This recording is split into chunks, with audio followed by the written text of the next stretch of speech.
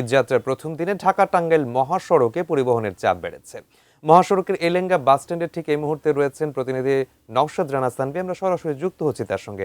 সানভি, আজ থেকে তো ঈদ যাত্রা শুরু হচ্ছে এবং দীর্ঘ এই ঈদের ছুটির কাটানোর জন্য নিশ্চয়ই যারা রাজধানীবাসী রয়েছেন তারা যাচ্ছেন বাড়ির দিকে।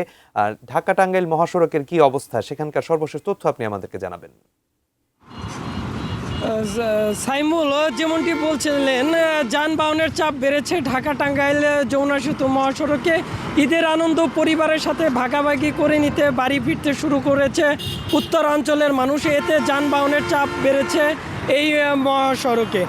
গত 24 ঘন্টায় যমুনা সেতু দিয়ে 35,658টি যানবাহন পারাপার হয়েছে। এদিকে যানবাহনের বাড়তি চাপ ও মহাসড়কে এলেঙ্গা পয়েন্টে নির্মাণ কাজ চলমান থাকায় যানবাহনের জটলার সৃষ্টি হচ্ছে। তবে মহাসড়কের কোথাও এখন পর্যন্ত যানজট সৃষ্টি হয়নি। টাঙ্গাইলের পুলিশ সুপার মোহাম্মদ শামসুল আলম সরকার জানিয়েছেন, মহাসড়কে যান চলাচল নির্বিঘ্ন রাখতে দিন রাত 24 ঘন্টা পর্যায়ক্রমে 800 জেলা পুলিশের সদস্যরা কাজ করছে। এর বাইরেও ট্রাফিক পুলিশ এছাড়াও হাইওয়ে পুলিশ কাজ করছে।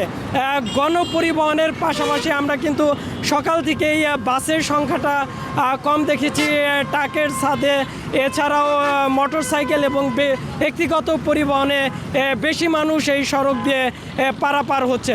তবে ধারণা করা যাচ্ছে বিকেল থেকে এলেঙ্গা থেকে যমুনা সেতু পর্যন্ত অন্তত 15 থেকে 20 কিলোমিটার যানজট সৃষ্টি হবে। এছাড়াও এই ঈদ উপলক্ষে নক্কর বাস কিন্তু এই মহাসড়কে এসে পড়েছে। এই বাসগুলি কিন্তু যমুনা সেতুর উপরে একটি বাস বিকল হয়ে গেলে কিন্তু 2 থেকে 3 ঘন্টার যানজট সৃষ্টি হওয়ার সংখ্যা রয়েছে।